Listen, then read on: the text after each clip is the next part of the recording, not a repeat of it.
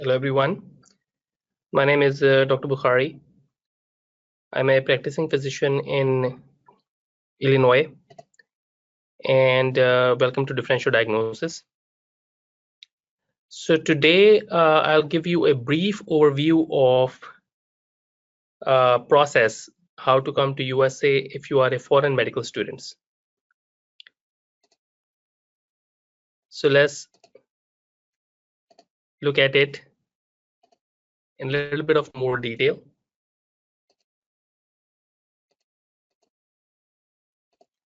So let's go to our website. It's called www.differentialdiagnosis.net, and then you'll go to residency training in USA, and the whole process is listed here. So if you are a foreign medical student or you are a graduate, you already graduated from medical school who is planning to come to USA, these are the different steps and we'll discuss them briefly one by one. So step one, first you have to determine if your medical school meets the eligibility requirement for ECFMG certification, and for that you will go to World Directory of Medical School. So you can see on the left hand side, you can search the world directory and then you can choose the country. Let's say we choose randomly, let's say Brazil, and you search, and then from here you can choose any medical school, and then after that you will go to the sponsor node. So here you can see for this medical school there is no sponsor node provided by ECFMG. So let's search for another medical school. Let's choose the same country, Brazil we chose. Let's search again and choose a different medical school and look for the sponsor node. And here you can see that there is a sponsor node from ECFMG, which is saying that students and graduates of this medical school are eligible to apply for ECFMG certification. So this is the first step. You will choose if you are planning to come to USA. So you have to determine if your medical school meets the eligibility requirement for ECFMG certification. You can see stage 1. And step 2, you must be ECFMG certified before you apply for internal medicine or any other specialty training in USA. You have to be ECFMG certified. And to be ECFMG certified, you have to go to this website. And this is ECFMG, and you can see that the online service is available. And for the physician, you can go here.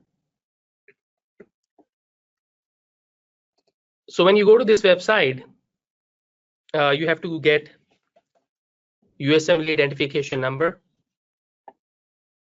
Let's go to this website. And you have to get USMLE identification number. And if you go down, you can see the last line. If you have a USMLE identification number, but if you are a first-time user, you can click here. You can read the instructions, check the boxes, go to next. And the second one say, no, I have never submitted an application for ECFMG certification or an application for examination to ECFMG. You'll choose this one. And then you'll start the application. And after you fill out this application, you will get the printout for the notarization. So it's asked you about the last name, your date of birth, birth of country, gender. If you have a US Social Security number, you'll add it, but if don't, it's not applicable. Previously issued USMLE ID. If you don't, you can skip it. Your current degree of medical school, you can choose the country and then your name of your medical school, your country of residence, address, email is important, telephone number is important, then you certify it and submit all the information. So this is the first step. You will choose. You have to be ECFMG certified. So you'll start the application, and you start the application by going to the link which we mentioned here. If you are already a graduate, you can submit your final medical diploma and other related document to meet the medical education credential requirement for ECFMG certification. Once you submit the application, the next step is you'll get the USMLE or ECFMG identification number, which we just discussed. Complete the application for ECFMG certification, download your certification of identification form for notarization, and to obtain the identification number, I already showed you this website.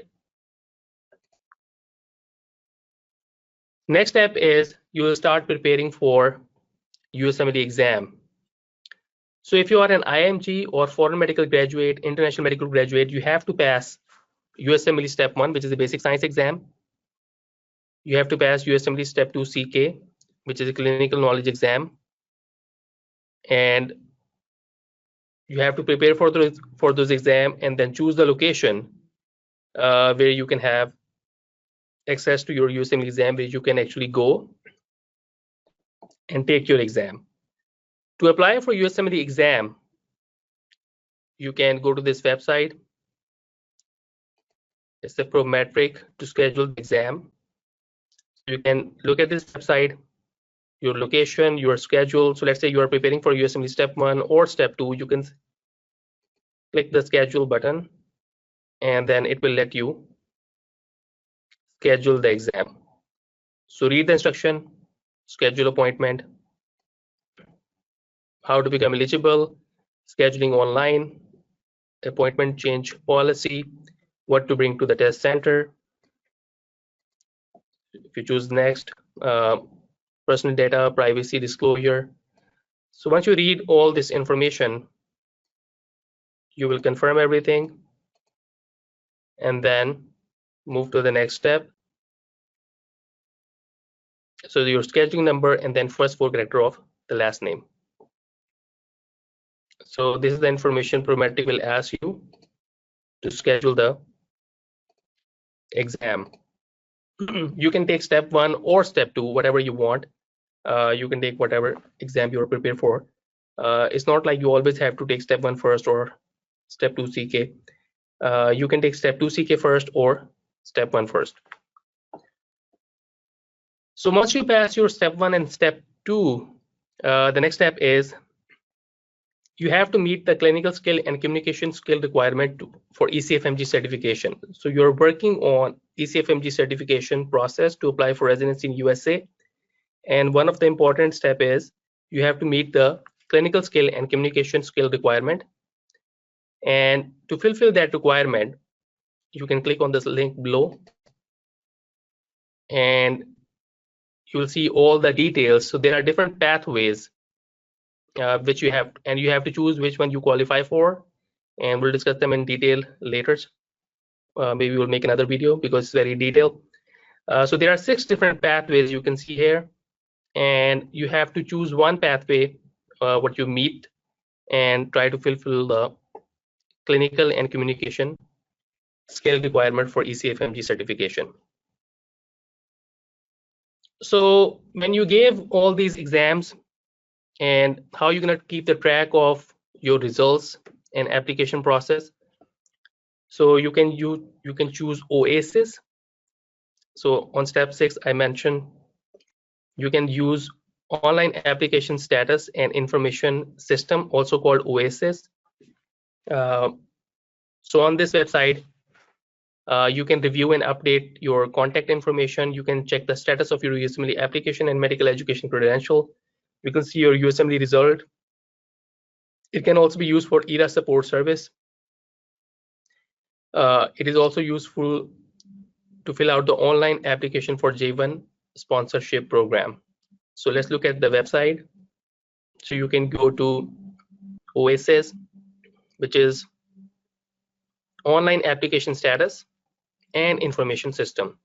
So if you click on OASIS, you can use your USMLE identification number, which you already have, use the password, you can log in and look at all the information which is updated there. The final stage is, let's say if you already submitted your medical school diploma or medical degree, you don't have to move ahead with this step. But if you did not submit your medical diploma, you have to submit your medical diploma to get your ECFMG certification. That's the final step. If you're done with graduation, then you already submitted the medical school diploma, then you don't have to do this step. Once you give your exam, once you meet the clinical skill requirement, USMLE step 1 and step 2, you already gave clinical skill requirement exam. Through the pathway, you will get your ECFMG certification. Once you get your ECFMG certificate, the next step is you will apply for residency training position in USA. And your process of applying for residency position involves 3 separate organizations. The first is ERA support service at ECFMG. Second is AAMC ID, AAMC ERA, and the third is NRMP. So these are the 3 organizations you'll be working with who will help you to apply for residency training in USA. So first is, what is ERA support service? So ERA support service at ECFMG serves as designated dean office for international medical graduate who is applying through ERAs. So what is the function of ERAs? ERAs issue token and track recipient of certain supported document by ECFMG. So you can also use Oasis for this website. So now, what are the supporting documents you need for your ERAs application? So these are the supporting documents you will need for your ERAs application to apply for residency training. So you need medical student performance evaluation, which is called MSPE. You need a medical school transcript from your medical school. So both these documents you will get from your medical school. The letter of recommendation, either from USA or from the foreign country, a clear photograph, passport size. You should have a ECFMG status report, which is ECFMG certification. You will also require USMLE transcript. So you are done with your exam, you will require the transcript. So these are the supporting documents you will need when you are applying for residency training.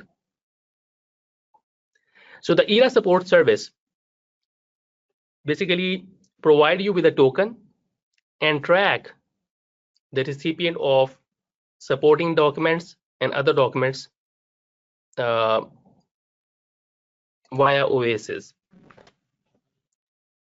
So it will also transmit the ECFMG status report to your My ERAS application. It will also transmit your USMLE transcript if requested to My ERAS application.